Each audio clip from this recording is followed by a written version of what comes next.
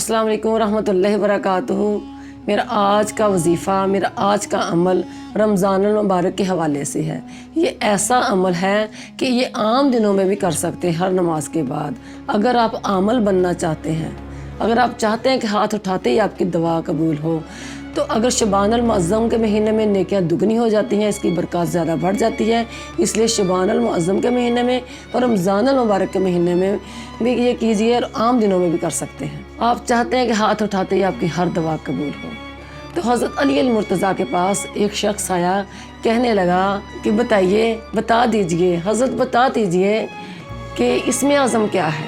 آپ نے فرمایا کہ وہ جو حضور علیہ الصلوۃ والسلام سجدے میں جنگ بدر سے ایک دن پہلے سجدے میں رو رو کر پڑھتے تھے، وہ اسم اعظم ہے۔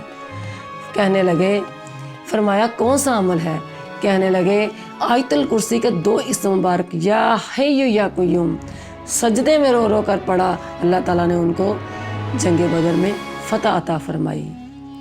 اور فرمایا کہ جو شخص 70 مرتبہ ایک نماز کے بعد بھی چاہے پڑھ لے، 70 مرتبہ ایک نماز کے بعد پڑھے، کسی نماز کے بعد بھی 70 مرتبہ آیت الکرسی پڑھے اور پڑھ کر دعا مانگنی شروع کرے، تو انشاءاللہ وہ عمل بہت جلد بن جائے گا۔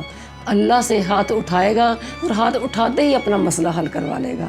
اگر آپ اللہ سے ہر مسئلہ اپنا حل کروانا چاہتے ہیں، تو ہر نماز کے بعد اگر آپ کے پاس ٹائم ہے، جتنا ٹائم ہے، ہر نماز کے بعد اگر آپ 70 مرتبہ آیت الکرسی مکمل پڑھنی شروع کر دیں اور پڑھ کے دعا کریں کہ وہی خدا حاجتوں کو پورا کرنے والا ہے، وہی مصیبتوں سے نکالنے والا ہے، وہی دعا کو مستجاب کرنے والا ہے، انشاءاللہ آپ بہت جلد عامل بن جائیں گے۔